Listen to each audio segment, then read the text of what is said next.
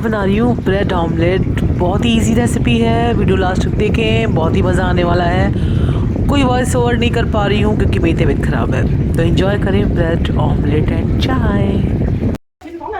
नहीं नहीं, तो कैसे ग्रेजुएशन मतलब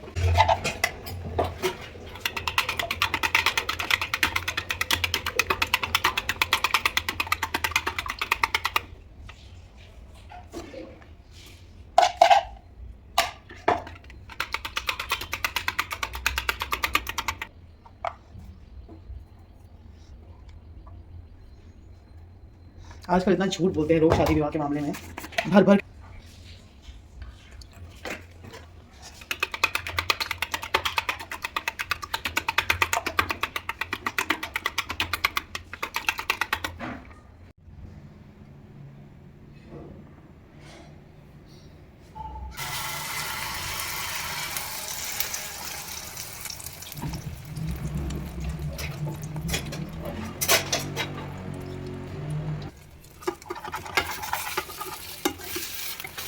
हाँ बता दो कहाँ बताओ।